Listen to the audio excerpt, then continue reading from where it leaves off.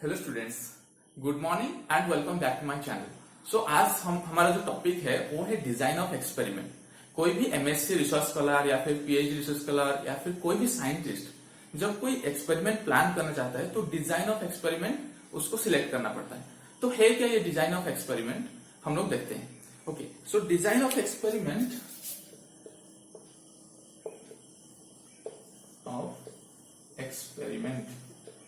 Okay, ये जो term है, ये जो कॉन्सेप्ट है, इसको पहले प्रपोज किए थे रोनाल्ड एल्मर फिशर।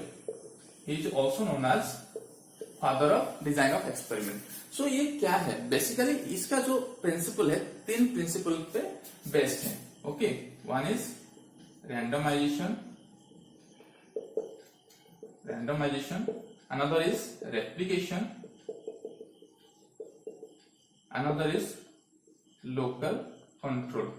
ओके, ये है principles of design of experiment. तो रैंडमाइजेशन क्या है, हमको जब भी कोई ट्रीटमेंट हम डिजाइन ऑफ एक्सपेरिमेंट करेंगे, क्यों हम एक्सपेरिमेंट ही क्यों करेंगे, to know the difference between treatments, right.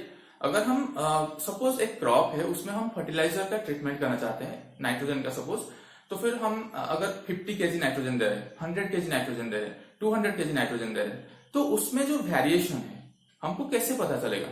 हम ऐसे नहीं बोल सकते कि ये बढ़ गया इतना, ये घट गया, ऐसे नहीं। वो स्टैटिस्टिकली मतलब प्रूवन नहीं है। स्टैटिस्टिकली मतलब हमको एक कॉन्फिडेंस लेवल में, अगर हम कोई भी फील्ड एक्सपेरिमेंट कर रहे हैं तो वहां पे आपको देखा होगा P इज इक्वल टू 0.005 लिखते हैं, 0.05 लिखते हैं। तो उसका मतलब क्या है, उसका मतलब है हम 95% कॉन्फिडेंस लेवल में उसको ले रहे हैं। हम जो एक्सपेरिमेंट कर रहे हैं वो 95% कॉन्फिडेंस है, मतलब हम उसको लेके हम 95% श्योर है, राइट। तो अगर कोई मेडिकल टर्म में जाएंगे तो फिर वहां पे हमको लाइक 99% और इवन मोर एक्यूरेटली उसको देखना पड़ेगा, क्योंकि वो डायरेक्टली मतलब ह्यूमन केस में जो भी एक्सपेरिमेंट करते हैं वो करते हैं। तो फिर उसमें हायर मतलब जो कॉन्फिडेंस लेवल है वो हायर होना चाहिए। तो यहाँ पे एग्रीकल्चर में हम लोग 95% लेवल ऑफ कॉन्फिडेंस देखते हैं। तो इस कॉन्फिडेंस लेवल में एक ट्रीटमेंट दूसरे ट्रीटमेंट से कैसे वैरी करता है, whether it is at par means whether there is no significant difference. अगर कोई भी हम एक्सपेरिमेंट ले रहे हैं, सपोज हम 0 केजी नाइट्रोजन में कंट्रोल में कर रहे हैं और एक 30 केजी नाइट्रोजन ले कर रहे हैं और एक 60 केजी नाइट्रोजन ले कर रहे हैं और एक 100 केजी नाइट्रोजन ले कर रहे हैं, और इनका जो यील्ड है ये यहाँ पे 2 टन आ रहा है, यहाँ पे 3 टन आ रहा है, यहाँ पे 4.5 टन आ रहा है, यहाँ पे 6 टन आ रहा है। और हमारा जो CD है मतलब क्रिटिकल डिफरेंस और लीस्ट स्क्वायर डिफरेंस जो है वो आ रहा है मतलब सपोज 1, ओके, सपोज 1 आ रहा है। तो हमको इंटरप्रेट कैसे करना है, इंटरप्रेट ऐसे करना है कि 6 टन यहां से -1 करके जो भी आ रहा है मतलब 5 टन आ रहा है, तो इसके नीचे ये आ रहा है। तो फिर ये जो 6 टन है मतलब 100 केजी देने से इसका इंटरप्रिटेशन क्या होगा मैं बता रहा हूं। 100 केजी देने से हमारा जो यील्ड है 60 केजी देने से जितना यील्ड आ रहा है उससे सिग्निफिकेंटली हायर है हमारा यील्ड। ओके, सो अगर यहाँ पे देखेंगे 3 टन है, यहाँ पे 2 टन है, तो ये जो है 1 टन डिफरेंस है, 1 टन से ज्यादा तो नहीं है डिफरेंस। तो फिर यहाँ पे इसको बोलेंगे ये जो यील्ड है सिमिलर यील्ड आ रहा है, whether we are going for 0 kg nitrogen application, whether we are going for 30 kg nitrogen application, they are giving the same kind of yield. Okay, इसको हम नहीं बोल सकते कि ये ट्रीटमेंट सुपरियर है, इसको नहीं बोल सकते। ये 3 टन दे सकता है लेकिन ये सुपरियर हम नहीं बोल सकते। कब नहीं बोल सकते, 95% लेवल ऑफ कॉन्फिडेंस में। अगर हम लेवल ऑफ कॉन्फिडेंस घटाएंगे, 90% करेंगे या फिर 85% करेंगे, then maybe it is superior than that of 0 KG और कंट्रोल। ओके, सो ये इंटरप्रिटेशन है एक्चुअली जो भी हम एक्सपेरिमेंट करते हैं उसका कॉन्फिडेंस इंटरवल लेके ये इंटरप्रिटेशन है। तो डिजाइन ऑफ एक्सपेरिमेंट से मतलब हमको ये पता चलता है कि कोई भी ट्रीटमेंट दूसरे ट्रीटमेंट से सिग्निफिकेंटली मतलब जो हायर है या लोअर है वो पता चलता है। तो हमारा जो प्रिंसिपल्स है रैंडमाइजेशन, कोई भी हम एक डिजाइन मतलब एक्सपेरिमेंटल मटेरियल लेता है। एक्सपेरिमेंटल मटेरियल क्या होता है, जिसमें हम एक्सपेरिमेंट करेंगे। सपोज एक एग्रीकल्चर स्टूडेंट के लिए, एक एग्रोनॉमी या फिर सॉइल साइंस स्टूडेंट के लिए उसका जो लैंड है, प्लॉट है, वो हो गया उसका experimental material.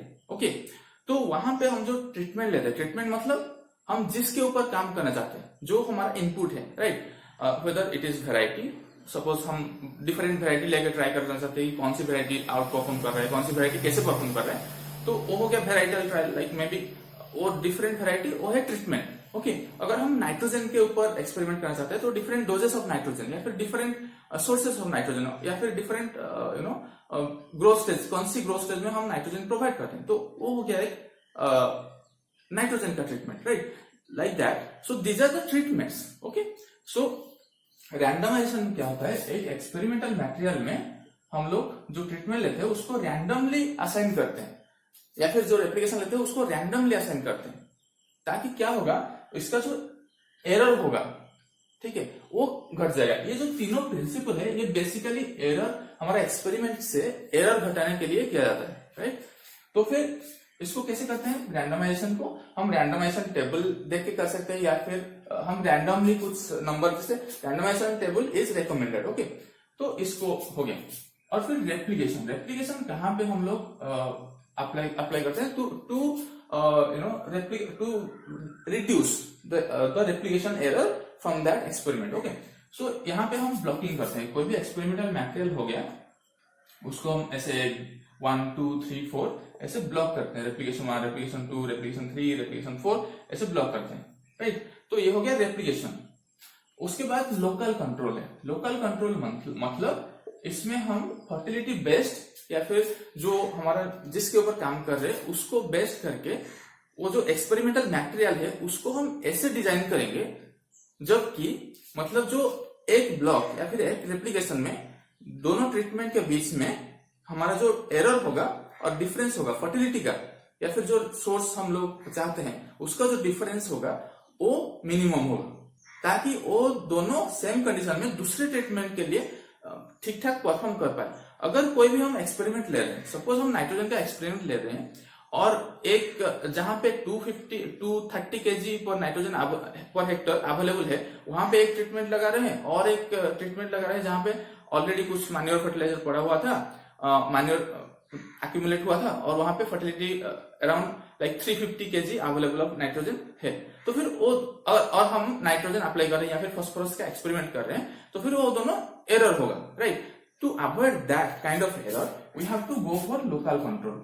How we can see, okay, whether the fertility gradient, so here place the fertility gradient concept. Suppose this is a block or experimental material where we want to conduct our experiment. So what, how we can know where is the fertility gradient?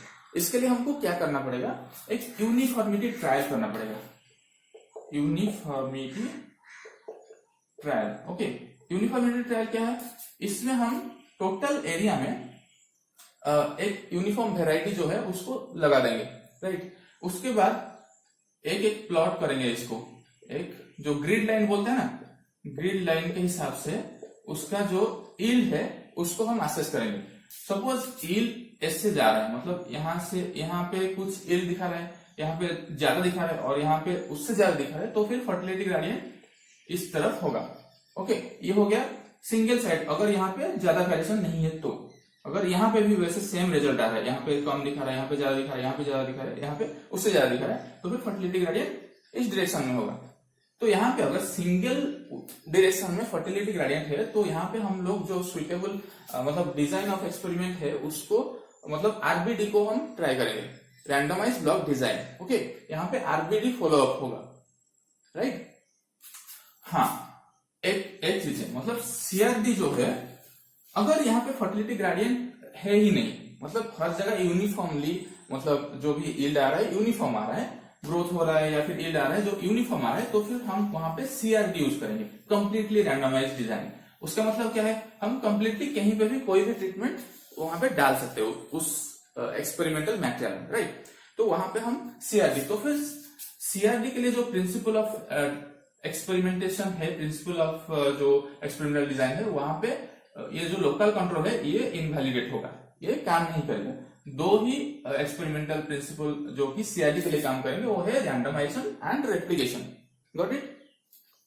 Then RBD का मैं बता दिया, जहां पे fertility gradient single direction में होगा। Suppose यहाँ पे एक्सपेरिमेंटल जैसे मैं मटेरियल लिया था और यहाँ पे फर्टिलिटी ग्रेडियंट ऐसा है, तो आरबीडी में क्या करते हैं हम लोग, ब्लॉकिंग करते हैं to reduce that inter block मतलब जो है, सपोज मैं बता रहा हूँ फॉर एग्जाम्पल, यहाँ पे सपोज हम लोग T1, T2, T3 ऐसे अप्लाई कर रहे हैं। सपोज यहाँ पे रैंडमाइजेशन कर रहे हैं, T1 यहाँ पे लगाए, यहाँ पे T4, यहाँ पे T3, यहाँ पे T5 ऐसे करके हम रैंडमाइजेशन करते हैं इसके बीच में। सपोज हम लोग क्या करते हैं, यहाँ पे सपोज इसका जो फर्टिलिटी लेवल है यहाँ पे 150 kg नाइट्रोजन पर हेक्टर के हिसाब से है, मतलब availability nutrient, okay, nutrient availability. यहाँ पे है 260 kg। सपोज मैं भी इसका जो प्रीवियस हिस्ट्री है उसी हिसाब से मतलब फर्टिलिटी मतलब वेरी क्या होगा, यहाँ पे ऑर्गेनिक ट्रायल हुआ होगा मतलब स्ट्रिप ब्लड में, तो फिर इसका फर्टिलिटी हाई हुआ होगा। तो फिर यहाँ पे 260 है और यहाँ पे 300 kg है, तो यहाँ पे फर्टिलिटी ग्रेडियंट इस डायरेक्शन में गया।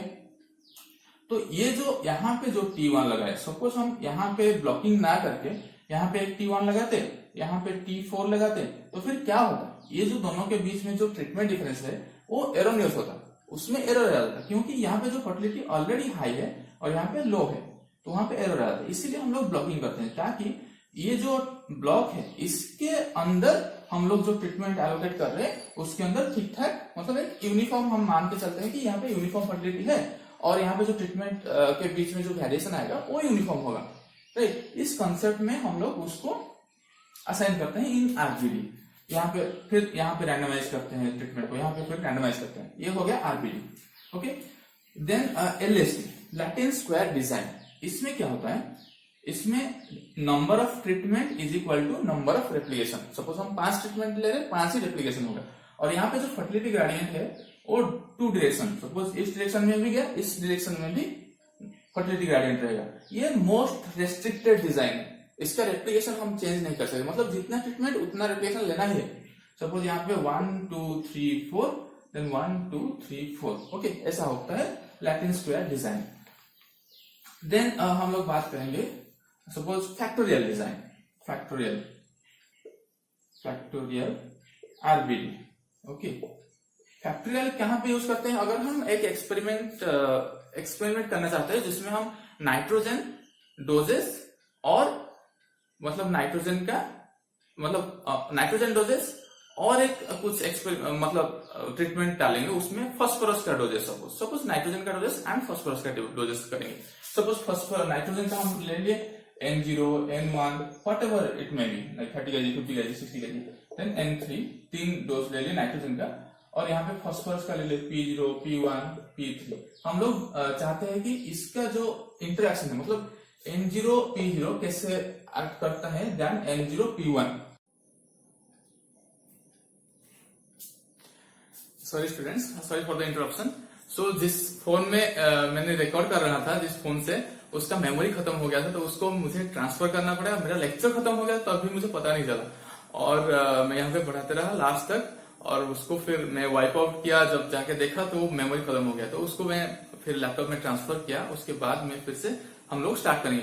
तो हम लोग डिस्कस कर रहे थे कि फैक्टोरियल आरबीडी, एफआरबीडी, ये होता क्या है, जब हम 2 फैक्टर लेना चाहते हैं एक एक्सपेरिमेंट में, एक आरबीडी एक्सपेरिमेंट में हम लोग 2 फैक्टर फिट करना चाहते हैं, तब हम एफआरबीडी यूज करते हैं। एफआरबीडी में क्या होता है, सपोज हम एक फैक्टर ले लिए N नाइट्रोजन डोजेस और एक फैक्टर ले लिए P फास्फोरस डोजेस, सपोज इसका N0, N1, N2, N3 ऐसे ले लिए 4 फैक्टर नाइट्रोजन का, और इसका P0 like that, P1, P2, P3, P4 ऐसे ले लिए फास्फोरस का 4 डोजेस, ओके। ये हो गया नाइट्रोजन का फैक्टर 1, ये हो गया फास्फोरस का फैक्टर, ये हो गया फैक्टर 2। सो ये 2 फैक्टर हो गए, और ये जो उसका, इसको बोलते हैं levels of nitrogen, levels of phosphorus, तो ये 4 लेवल हो गए ईच, ओके। तो अगर लेवल्स दोनों फैक्टर में सेम है तो फिर उसको बोलते हैं सिमेट्रिक फैक्टोरियल डिजाइन। और यहाँ पे सपोज हम लोग 3 लेवल लेते हैं फास्फोरस का, तो फिर वो हो जाता है एसिमेट्रिक फैक्टोरियल डिजाइन, ओके। तो इसका फिर कॉम्बिनेशन कैसे बनेगा, सपोज T1 यहाँ पे 4 जैसे है, उसको 16 कॉम्बिनेशन बनेगा, T2, T3, 16 ट्रीटमेंट टोटल आ जाएगा, T16, ओके। फर्स्ट वन जैसे N0, P0, then N0, P1, then N0 P2 like that, फिर आ जाएगा N4, P3, बिकॉज हम लोग स्टार्ट करते हैं 0 से, तो फिर N3, P3 ऐसे आ जाएगा। ये हो गया, इसको फिर हम लोग आरबीडी में इच ब्लॉक रैंडमाइज करेंगे, तो ये हो गया आरबीडी, मतलब फैक्टोरियल आरबीडी, जहां पे 2 फैक्टर यूज होता है। और इसका याद रखना, अगर सिमिलर फैक्टर होगा, सेम फैक्टर होगा, तो फिर सिमेट्रिक और अगर दूसरा मतलब डिफरेंट फैक्टर लेवल्स होगा ईच फैक्टर, उसको बोलते हैं एसिमेट्रिक फैक्टोरियल आरबीडी। उसके बाद हम लोग ये करेंगे स्प्लिट प्लॉट डिजाइन। तो अभी तक हम लोग देख सकते हैं मतलब डिसाइड कर चुके हैं जैसे स्प्लिट प्लॉट डिजाइन। ओके, अब तक हम लोग पढ़ चुके हैं CRD, RBD and LST and factorial also. So split plot design, इसमें इसको हम कहां पे यूज करते हैं? जनरली एक परसेप्शन होता है कि मतलब हम अगर स्प्लिट प्लॉट डिजाइन करेंगे या फिर स्ट्रिप प्लॉट डिजाइन करेंगे तो हम हमारे ऊपर ज्यादा फोकस आएगा, हमारे ऊपर मतलब इंप्रेशन जमेगा। ऐसा नहीं होता है। एक डिजाइन ऑफ एक्सपेरिमेंट कहां पे फिट होता है, उसका एफिकेसी किस कंडीशन में ज्यादा है, उसको हमको ध्यान में रख के डिजाइन ऑफ एक्सपेरिमेंट चूज करना है। ऐसा नहीं है कि जहां पे आरबीडी भी फिट हो, एफआरबीडी फिट हो, वहां पे स्प्लिट लगा दिए। स्प्लिट प्लॉट एक्सपेरिमेंट कहां पे यूज होता है? स्प्लिट प्लॉट एक्सपेरिमेंट वहां यूज होता है जहां पे मेन प्लॉट जो है वहां पे हमको एक ट्रीटमेंट ऐसा अगर हमको लेना है कि जहां पे लार्जर प्लॉट साइज का जरूरत हो, उस कंडीशन में स्प्लिट प्लॉट डिजाइन यूज होता है। यहाँ पे स्प्लिट प्लॉट डिजाइन में एक मेन प्लॉट होता है और एक सब प्लॉट होता है, और अगर उसको फ्रैक्शन करना पड़ता है और एक ट्रीटमेंट लेना रहता है उसी सब प्लॉट में, उसको बोलते हैं सब प्लॉट। अगर सब प्लॉट का कॉन्सेप्ट आएगा तो यहाँ पे सिर्फ स्प्लिट प्लॉट नहीं होगा, यहाँ पे हो जाएगा split double split plot. Okay, इसको हम कवर नहीं करेंगे, एक कॉम्प्लिकेटेड डिजाइन है। ओके, तो फिर हम यहाँ पे लिमिट रहेंगे मेन प्लॉट और सब प्लॉट। तो यहाँ पे हो गया लार्जर प्लॉट साइज, जैसे कि टीलेज हम छोटा सा जैसे 3x4 या 4x5 का हम एक्सपेरिमेंट करते हैं, वहां पे टीलेज फिट नहीं होगा, राइट। इरिगेशन मैनेजमेंट, वहां पे हम प्रॉपर्ली सपोज हम स्प्रिंकलर इरिगेशन ले रहे हैं किसी प्लॉट में, किसी में ड्रिप ले रहे हैं, वहां पे इरिगेशन सुटेबल नहीं होगा। यहाँ पे किसी पे चेक बेसिन ले रहे हैं, किसी पे बॉर्डर ले रहे हैं, तो वहां पे इरिगेशन मतलब छोटा प्लॉट में हम उसको कंफाइन नहीं कर सकते। तो यहाँ पे मेन प्लॉट में हमको ऐसा ट्रीटमेंट रखना है जहाँ पे इसको कैसे करना है, मतलब जहां पे हमको ऐसे टाइप का ट्रीटमेंट मतलब इम्प्लीमेंट करना है हमारे एक्सपेरिमेंट में, जहां पे उस ट्रीटमेंट को लार्जर प्लॉट चाहिए ही, उसको हम स्प्लिट प्लॉट में अप्रोच लेंगे। नहीं तो अगर स्मॉल प्लॉट में हो जा रहा है, आप वेराइटी और नाइट्रोजन का बीच में कर रहे हैं कुछ इंट्रैक्शन लेके, उसको एफआरबीडी या फिर सिंपल आरबीडी में कर सकते हैं, राइट। तो यहाँ पे स्प्लिट प्लॉट, इसका लेआउट कैसे होगा? सपोज यहाँ पे हम लोग जैसे एक्सपेरिमेंटल मटेरियल ले लिए, उसको पहले रैंडम रेप्लिकेशन वाइज बना दिए R1, R2, R3। Okay, split plot का कैसे होगा? स्प्लिट प्लॉट का एक मेन प्लॉट होता है, एक सब प्लॉट होता है। सपोज हम लोग टीलेज का 3 टीलेज प्रैक्टिस ले ली, यहाँ पे 1 2 3 टीलेज प्रैक्टिस हो गया, T1 T3 T2, या इसको रैंडमाइज करना पड़ेगा। उसके बाद इसी के बीच में हम लोग सब प्लॉट को रैंडमाइज करेंगे। सपोज सब प्लॉट में हम लोग V1 V2 V3 कौन सी वैरायटी कौन सी टीलेज में अच्छा परफॉर्म कर रहा है, तो यहाँ पे इसी प्लॉट के अंदर हमको V1 V2 V3 लेना है। सपोज V1 V3 V2 इसमें रैंडमाइज करना है, उसी प्लॉट के अंदर ही रैंडमाइज करना है। तो ये हो गया स्प्लिट प्लॉट का कॉन्सेप्ट। उसके बाद strip plot, what is strip plot? जहां पे हमको दोनों फैक्टर के लिए वहां पे हमको लार्जर प्लॉट की जरूरत होगा। अगर हम लोग स्ट्रिप प्लॉट लिख लेते हैं, उसको स्ट्रिप प्लॉट डिजाइन। ओके, यहाँ पे दोनों फैक्टर को लार्जर प्लॉट की जरूरत होता है। ओके, अगर दोनों फैक्टर हम जो 2 फैक्टर ले रहे हैं उसको लार्जर प्लॉट की जरूरत है, तब वहां पे हमको स्ट्रिप प्लॉट लेना पड़ेगा। वहां पे स्प्लिट से काम नहीं चलेगा या फिर दूसरा कोई एक्सपेरिमेंट डिजाइन से काम नहीं चलेगा। तो यहाँ पे सपोज हम लोग टीलेज का प्रैक्टिस ले रहे हैं, T1 T2 and T3। Again एक फैक्टर है टीलेज, अगेन एक फैक्टर है इरिगेशन। सपोज कौन सी इरिगेशन कौन सी टीलेज का साथ अच्छा परफॉर्म कर रहे हैं, तो इरिगेशन का I1 एंड I2 ले रहे हैं, 2 इरिगेशन लेवल ले रहे हैं, 2 टीलेज ले रहे हैं। ओके, या फिर और कुछ मान के चलिए जिसका लार्जर प्लॉट साइज रिक्वायरमेंट हो, तो उसको हम उस कंडीशन में कैसे, अगर एक्सपेरिमेंटल मटेरियल ये है, यहाँ पे हमारा main plot sub plot concept नहीं है, यहाँ पे आ जाएगा what is the vertical column, what is the vertical column, what is the horizontal row column, यहाँ पे आ जाएगा। तो यहाँ पे सपोज हम लोग एक एक्सपेरिमेंटल मटेरियल ले लिए, सपोज ये हो गया एक्सपेरिमेंटल मटेरियल, ये हो गया R1 R2 and R3, and ये हो गया इसी रेप्लिकेशन में, एक रेप्लिकेशन में हमको उसी वर्टिकल और हॉरिजॉन्टल जो कॉलम बनाए उसको हम फिट करेंगे, राइट। सपोज ये R1 है, यहाँ पे हम टीलेज फिट करेंगे। सपोज आप ऐसे ले सकते हैं, ऐसे भी ले सकते हैं। सपोज यहाँ पे टीलेज प्रैक्टिस ले लेते हैं, 3 टीलेज प्रैक्टिस, उसको रैंडमाइज कर देते हैं, T2 T1 T3, ये हो गया। आपका randomization of tillage factor levels. Okay, ये टिलेज का लेवल्स है T2 T1 T3। ओके, सो और इसी के फिर जैसे स्प्लिट प्लॉट में हम क्या करते हैं, T2 के अंदर उसको सब प्लॉट को हम रैंडमाइज करते थे, लेकिन यहाँ पे ऐसा नहीं है। यहाँ पे हमको वर्टिकली और एक बनाना पड़ेगा। जैसे सपोज ओके, यहाँ पे 2 ही लेवल है इरिगेशन का, तो फिर हमको यहाँ पे ऐसे खींच देना है। सपोज ये हो गया I1, ये हो गया I2, इसको भी रैंडमाइज करना है। तो ये हो गया एक स्ट्रिप ऑफ इरिगेशन प्रैक्टिस, यहाँ पे एक strip of tillage practice. So यहाँ पे जो फोकस चीज है उसको mainly interaction of this two interaction mainly यहाँ पे फोकस में है। स्ट्रिप प्लॉट में मेनली हम लोग इंटरएक्शन स्टडी करते हैं, right. So this is all about strip plot design.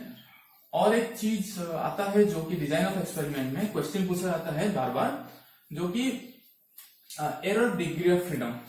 Error degree of freedom जो है वो कौन सी डिजाइन में क्या कैसे कैलकुलेट करते हैं और कौन सी डिजाइन में क्या है error degree of freedom. Error degree of freedom ये है आरबीडी के लिए, आपको याद रखना है ये फॉर्मूला सारे। आरबीडी के लिए हो गया R-1 इंटू T-1। अगर डिग्री ऑफ फ्रीडम सपोज ये हो गया आपका number of replication, number of treatment, इसका रेप्लिकेशन जितना है -1 और ट्रीटमेंट जितना है -1, ये हो गया आरबीडी के लिए error degree of freedom calculation का फॉर्मूला। एलएसटी का यहाँ पे तो number of replication is equal to number of treatment, तो R-1 सॉरी यहाँ पे T इसका जो फॉर्मूला होगा T-1 इंटू T-2, ये हो गया error degree of freedom for LST. Then आ गया factorial RBD,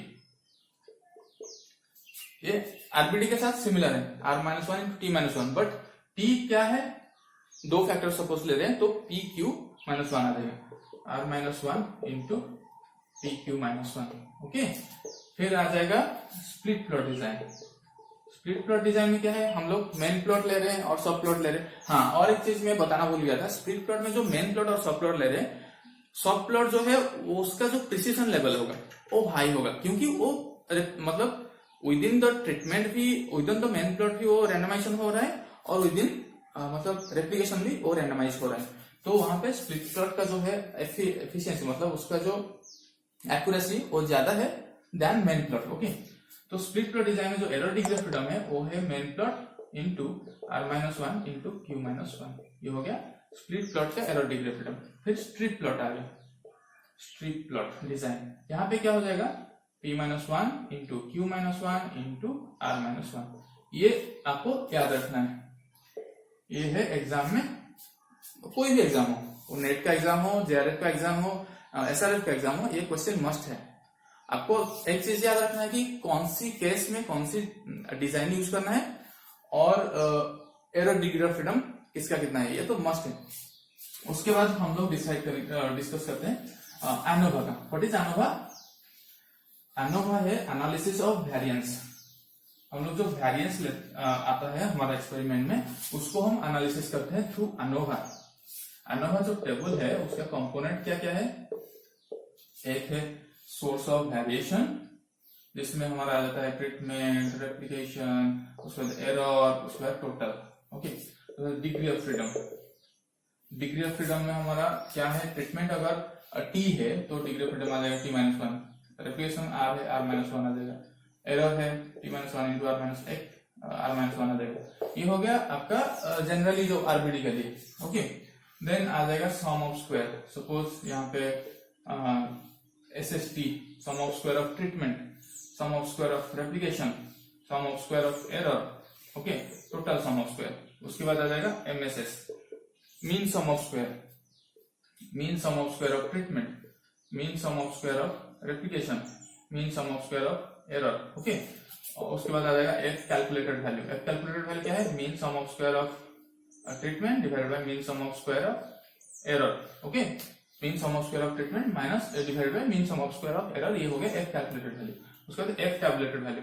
F tabulated value कहां से मिलेगा, एक F टेबल होता है, या फिर आप एक्सेल शीट में जाके is equal to FINV type कर लो, उसका आपको कॉन्फिडेंस लेवल दे दो, प्रोबेबिलिटी दे दो 0.05, उसके बाद आपका जो एरर डिग्री ऑफ फ्रीडम उसको फिट कर लो, या फिर इसके बाद आप एंटर कर दो, ये आ जाएगा FINV का वैल्यू। तो अगर हमारा इंटरप्रिटेशन कैसे होगा, अगर f कैलकुलेटेड वैल्यू जो है वो greater than f tabulated value हो रहा है, तो फिर हमारा ये जो ट्रीटमेंट के मतलब ये जो ट्रीटमेंट है वो सिग्निफिकेंटली वेरी कर रहा है, ट्रीटमेंट के बीच में देयर इज सिग्निफिकेंट वेरिएशन, ये हमारा इंटरप्रिटेशन। तो इसके बाद हमको पता चल गया कि ये सारे ट्रीटमेंट है वो सिग्निफिकेंटली वेरिएशन होता है वहां पे, right, within the treatment. So हमको कैसे पता चलेगा एक पर्टिकुलर ट्रीटमेंट दूसरे पर्टिकुलर ट्रीटमेंट से सिग्निफिकेंटली हायर या लोअर है कि नहीं, उसके लिए हमको सीडी वैल्यू चाहिए, सीडी क्रिटिकल डिफरेंस, ओके, और LSD least square difference, right. So इस वैल्यू पाने के बाद हमको, जैसे मैं पहले बताया था कि कोई भी हायर वैल्यू आ रहा है मीन वैल्यू, उससे सीडी को माइनस कर दो, अगर उसी रेंज में वो वैल्यू आ रहा है सेकेंड वैल्यू, तो फिर there is no significant difference at all. अगर उससे मतलब कम आ रहा है तो फिर वो सिग्निफिकेंट, दूसरे ट्रीटमेंट से फर्स्ट ट्रीटमेंट सिग्निफिकेंटली हायर है, ये हमारा इंटरप्रिटेशन होगा, right. So this is all about how to like what is design of experiment, how to set a layout of how to choose design of experiment, then how to randomize or how to model a design of experiment, then what is ANOVA and what are the components of ANOVA, what is uniformity trial, how to select a design, then all these things we have already discussed in this lecture in brief, okay. If you want to study more, then go through textbook or any of your notes like class notes, right. So guys, अगर आपको ये video अच्छा लगता है और हमारा effort अच्छा लगता है तो फिर आप प्लीज सब्सक्राइब कीजिए और इसको जितना हो सके शेयर कीजिए, क्योंकि वही हमारे लिए मोटिवेशन का सोर्स है।